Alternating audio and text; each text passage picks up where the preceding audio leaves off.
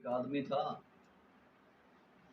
تو اس نے مرتے وقت اپنی بیوی کو وصیت کی، اور اس آدمی کی پہلے کوئی اولاد نہیں تھی۔ اس نے کہا جو پیٹ کے اندر بچہ ہو یا بچی ہو، میری وصیت ہے اس کو قرآن مجید کا حافظ بنانا۔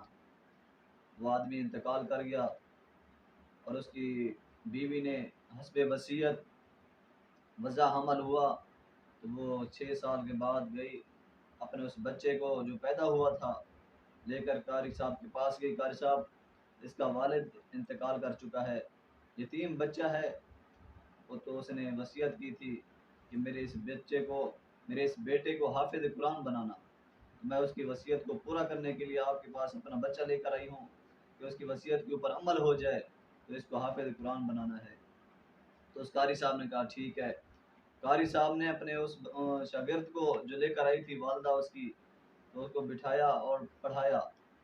پہلے دن تھا، پہلا سبق دیا بسم اللہ الرحمن الرحیم۔ وہ بچہ پورا دن بسم اللہ پڑھتا رہا، بسم اللہ پڑھتا رہا پورا دن۔ جب بچہ گھر واپس آیا تو والدہ نے پوچھا، میرے بیٹے قاری صاحب سے کون سا سبق لے کر آئے ہو، استاد صاحب سے کون سا سبق لے کر آئے ہو، مجھے تو سناؤ۔ تو اس بچے نے کہا، پاک زبان سے پاک اللہ کا نام لے رہا تھا۔ اس بچے نے سبق سنایا بسم اللہ الرحمن الرحیم۔ یہ سبق جو بچہ لے کر آیا تھا قاری صاحب سے، تو رات گزر گئی، رات کے اندر دن گزر گیا، رات آئی، اس کی ماں سو گئی، بچہ بھی سو گیا۔ اس کی ماں کو رات کے اندر اس کے شوہر کی زیارت ہوئی، تخت پر بیٹھا ہوا ہے جنت کے، اور بہت اس کے خدام ہیں۔ تو اس بیوی نے پوچھا اپنے شوہر سے، سناؤ کیسے گزر رہی ہے؟ پہلے وہ زور سے رونے لگا، پھر ہنسنے لگا۔ بیوی نے کہا مجھے سمجھ نہیں آتی کہ آپ روئے کیوں ہو اور ہنسے کیوں ہو؟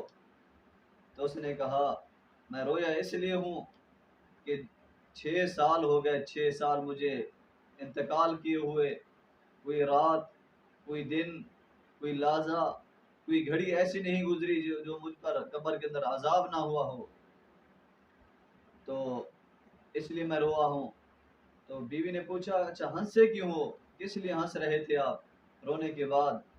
تو اس نے کہا جب آپ 6 سال کے بعد میرے بچے کو قاری قرآن کے پاس لے کر گئی، استاد صاحب کے پاس لے کر گئی، تو اس بچے نے بسم اللہ الرحمن الرحیم پڑھا، تو اللہ رب العزت نے فرمایا مجھے اپنی ربوبیت کی قسم، آپ کا بچہ قرآن پاک پڑھ رہا ہے، آپ کا بچہ قرآن پاک کا حافظ بن رہا ہے، میں اللہ کو یہ گوارا نہیں ہوتا کہ آپ کا بچہ قرآن پاک پڑھ رہا ہو اور آپ ادھر عذاب کے اندر ہو۔